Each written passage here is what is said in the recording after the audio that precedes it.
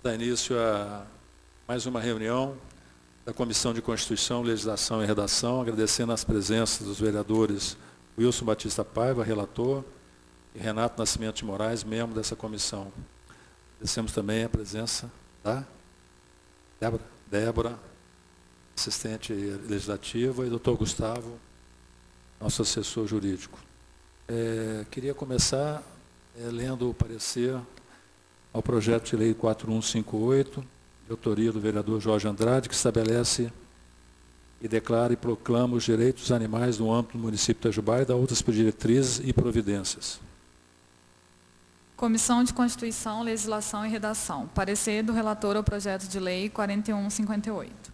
Relatório. De autoria do nobre vereador Jorge Andrade, foi submetido à apreciação do plenário da Câmara Municipal de Itajubá o projeto de lei 4158, que estabelece, declara e proclama os direitos dos animais no âmbito do município de Itajubá e dá outras diretrizes e providências.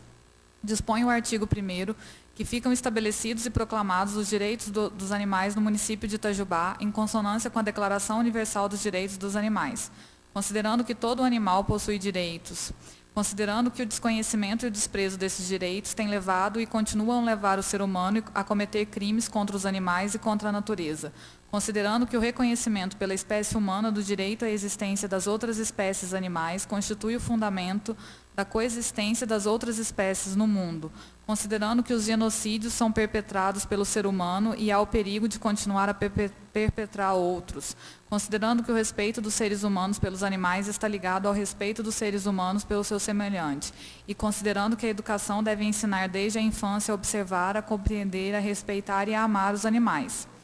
Nos demais dispositivos, trata de assuntos diversos, tais como: todos os animais nascem iguais perante a vida e têm os mesmos direitos, nenhum animal será submetido nem a maus tratos nem a atos cruéis, todo animal pertencente a uma espécie selvagem tem o direito de viver livre no seu próprio ambiente natural, terrestre, aéreo ou aquático, e tem o direito de se reproduzir.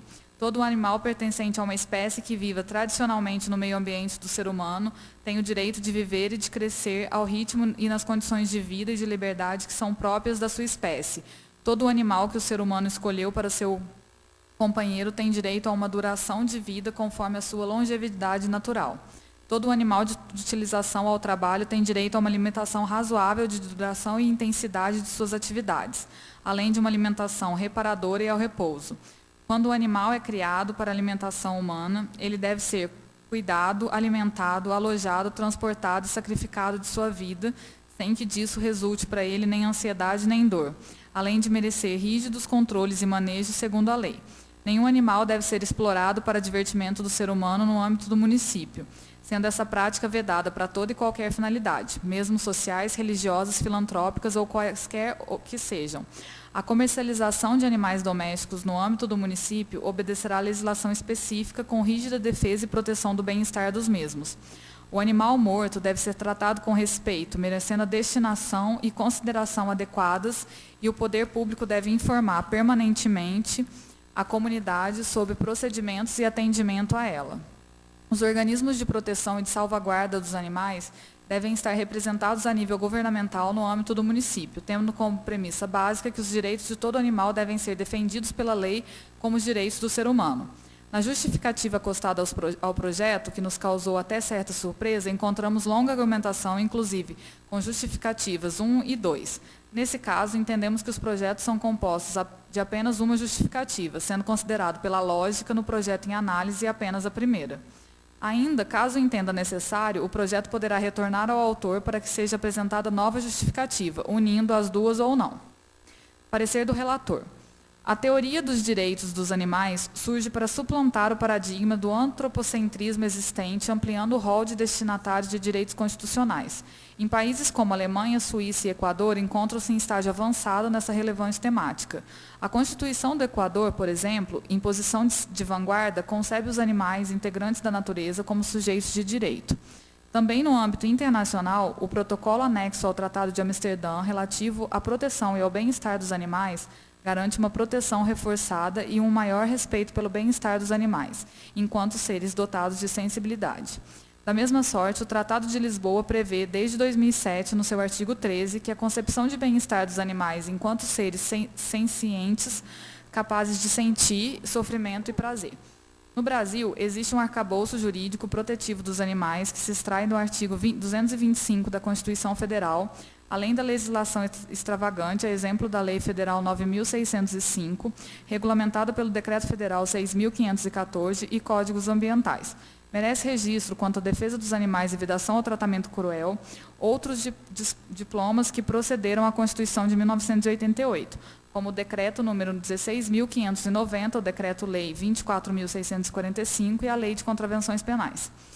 Também vale registrar que tramita na Comissão de Constituição e Justiça do Senado o projeto de lei substitutivo número 236, proposta de reforma do Código Penal que aumenta penas para crimes contra o meio ambiente, inclusive de maus-tratos a animais, com pena de até 6 anos, criminalizando especificamente o abandono, fazendo com que a maioria das condutas tipificadas saiam da competência do juizado criminal. Contudo, no Brasil, os animais não são equiparados a sujeitos de direito. Os municípios têm competência para legislar sobre direito ambiental atrelado ao interesse local e exercem poder de polícia em matéria ambiental nas 4 fases: ordem de polícia, consentimento, fiscalização e sanção, em harmonia aos demais preceitos vigentes no ordenamento jurídico. A propósito, registramos trecho da repercussão geral 58.62.24 de São Paulo. O município é competente para legislar sobre meio ambiente com a União e Estado no limite de seu interesse local e desde que tal regramento seja harmônico com a disciplina estabelecida pelos demais entes federados. Aliás, sobre o tema, vale citar a manifestação do Instituto Brasileiro de Administração Municipal em seu parecer número 1527, de 2016. Pode estabelecer infrações que não estejam expressamente previstas na legislação federal, como, por exemplo, o abandono de animais domésticos em vias públicas, assim como pode também prever infrações já descritas na legislação federal ou estadual, tal como a poluição sonora, genericamente abarcada pelo artigo 61 do Decreto 6.514, desde que o regramento local esteja em harmonia com a legislação federal e estadual. Traçado o panorama acima, especificamente quanto à propositura submetida à análise, constata-se que diversos dispositivos contrariam ou exorbitam do ordenamento jurídico em vigor. Quanto ao artigo 1º, registramos que o procedimento de internalização de um tratado ocorre no âmbito do Congresso Nacional por decreto legislativo e os tratados sobre os direitos humanos em 2 turnos de votação por equivalentes a emendas constitucionais. Portanto, o artigo 1º foge da competência do município. Nesse caso, considerando a ideia da existência de um possível tratado, o citado artigo da Constituição Federal é bem claro a respeito, dizendo que os tratados e convenções internacionais sobre direitos humanos que forem aprovados em cada casa do Congresso serão equivalentes às emendas constitucionais.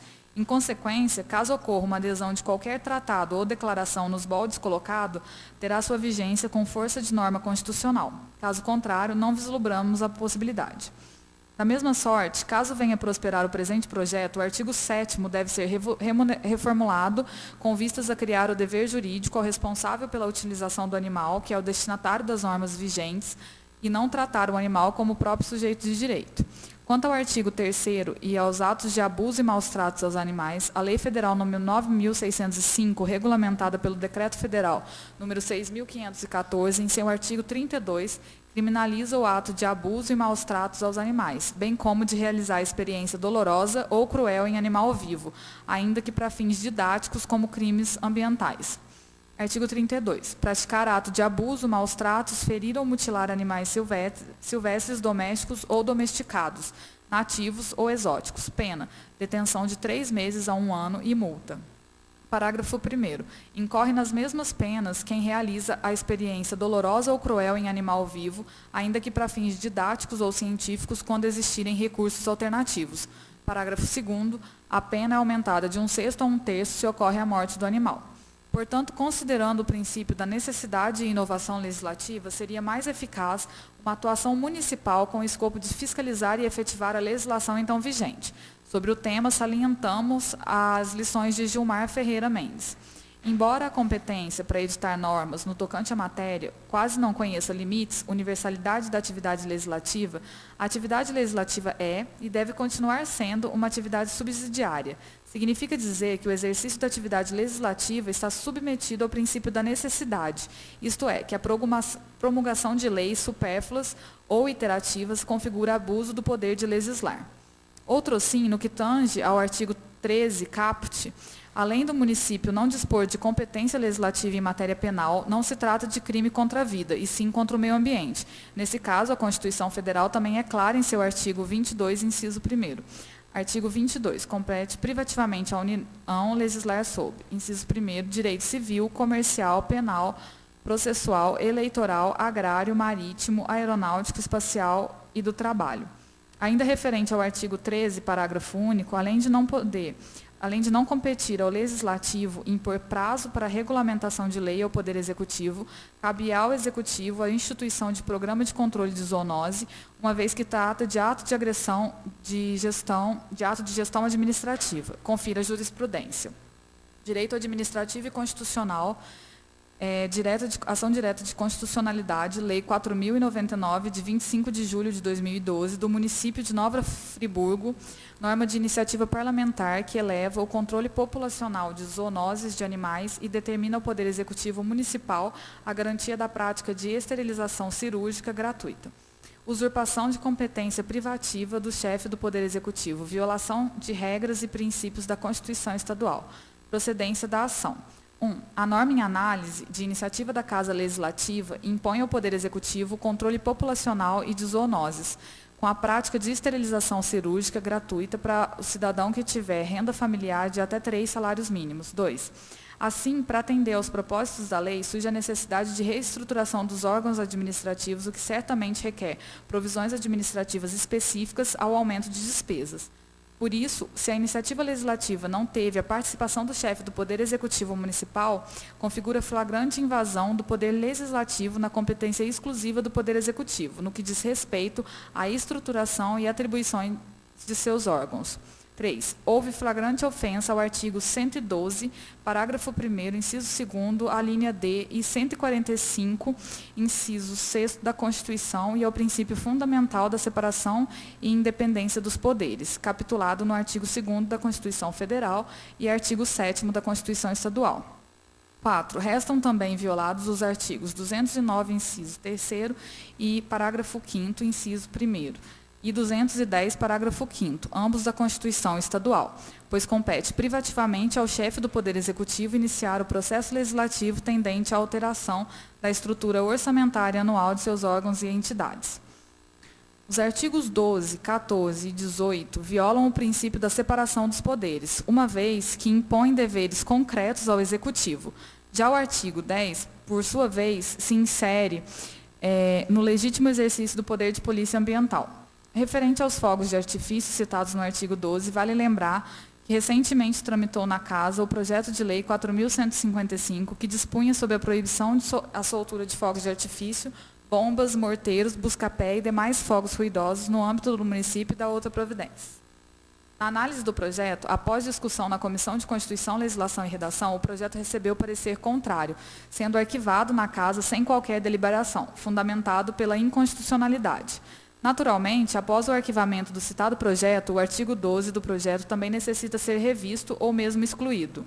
O artigo 19 se insere data comemorativa no calendário oficial do município, o que se admite, sem a criação de deveres ao Executivo.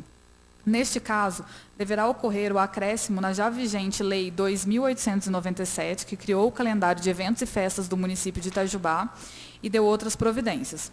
Ainda, analisando a redação dos dispositivos contidos no projeto, também entendemos necessários alguns ajustes para devida adequação à realidade legal praticada no ordenamento jurídico vigente. Por fim, tendo em vista a relevante temática, posse responsável de animais e as normativas já existentes, esta poderia ser objeto de campanhas de conscientização articulada com o aumento da fiscalização, dentre outras ações coordenadas que consubstanciam atos de gestão administrativa. Conquanto não possa o Legislativo se imiscuir em matéria a cargo do Executivo, pode promover discussões e debates sobre o tema no âmbito da própria Câmara, com a participação da população, de organizações não governamentais interessadas, além de exercer o seu mistério fiscalizatório e solicitar esclarecimentos ao Executivo a respeito das providências que estão sendo adotadas. E, uma vez constatada essa comissão da política pública local com consequências graves, como aumento de animais abandonados e desprovidos de qualquer política pública, outras esferas, inclusive o Ministério Público e o Judiciário do Estado, deverão ser instados pelas autoridades competentes. Voto do relator. Por todo o exposto, concluímos que a presente propositura, como um todo, não reúne condições para validamente prosperar no plenário da Casa, sendo que alguns assuntos tratados fogem da competência legislativa local ou são vedadas através de iniciativa parlamentar, além de algumas imperfeições redacionais que necessitam de adequação. Câmara Municipal de Itajubá, em 30 de março de 2017, Wilson Batista Paiva, relator da Comissão de Constituição, Legislação e Redação. Obrigado, Débora. Parecer está em discussão. Para mim está muito claro aqui, doutor Gustavo, detalhado, né, praticamente artigo por artigo.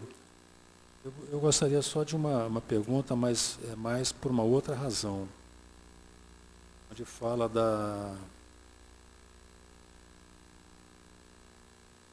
ainda referente ao artigo 13, parágrafo único, além de não competir ao Legislativo impor prazo para a regulamentação de lei ao Poder Executivo, cabe ao Executivo a instituição de programas de controle zonoso, uma vez que trata de ato de gestão administrativa.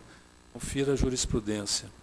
É que ele fala também que a Casa Legislativa impõe ao Poder, na jurisprudência, né, o controle populacional e de zoonose com a prática de esterilização cirúrgica gratuita para o cidadão que tiver renda familiar de até 3 salários mínimos. Foge um pouquinho do projeto de lei, mas é só uma curiosidade. Como Itajubá tem um centro de zoonose, esse serviço tem que ser oferecido lá gratuitamente, de esterilização, respeitando essa renda familiar? O vereador, primeiro, boa tarde a todos.